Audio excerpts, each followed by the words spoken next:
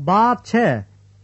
जितने नौकर जुए के नीचे हैं अपने मालिकों को कमाल इज्जत के लायक जाने, ताकि खुदा का नाम और तालीम बदनाम न हो।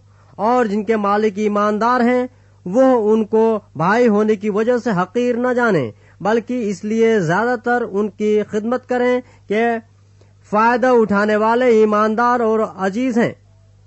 तू इन बातों की तालीम दे और नसीहत कर।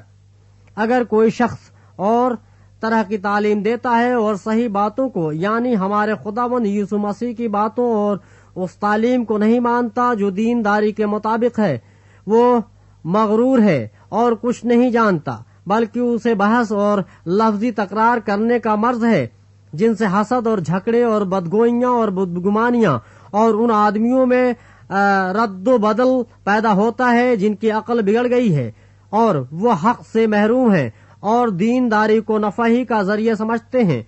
हाँ, दीनदारी कनात के साथ बड़े नफा का जरिया है, क्योंकि न हम दुनिया में कुछ लाए और न कुछ उसमें से ले जा सकते हैं। बस अगर हमारे पास खाने पहनने को है तो उसी पर कनात करें, लेकिन जो दौलतमंद होना चाहते हैं वो ऐसी आजमाइश और फंदे और बहुत सी बेहुदा और नुकसान पहुंचाने वाली ख्वाहिशों में फंसते हैं जो आदमियों को तबाही और हलाकत के दरिया में गर्क कर देती है।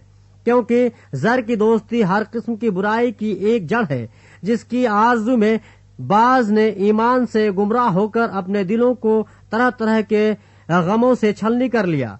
मगर ऐ मर्द खुदा, तू इन बातों से भाग और रास्तबाजी, दीनदारी, ईमान, मोहब्बत, सब्र और हिल्म का तालिब हो।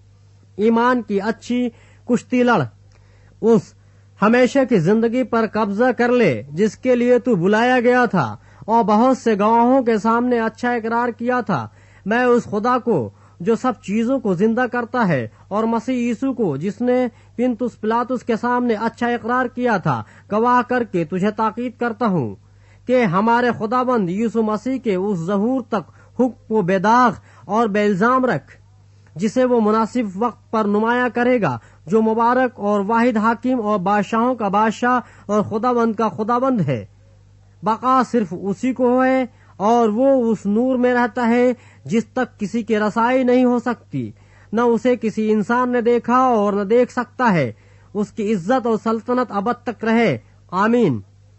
इस मौजूदा जहान के दौलतमंदों को हुक्म दे के मगरूर न हो और नापायदार दौलत पर नहीं बल्कि खुदा पर उम्मीद रखें, जो हमें लुत्फ उठाने के लिए सब चीजें इफराज से देता है।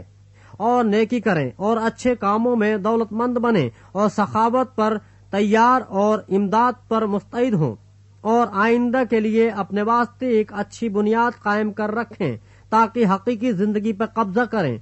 ऐ तीमुथियुस, इस अमानत को हिफाजत से रख और जिस इल्म को इल्म कहना ही गलत है उसकी बेहुदा बकवास और मुखालफतों पर तवज्जो न कर।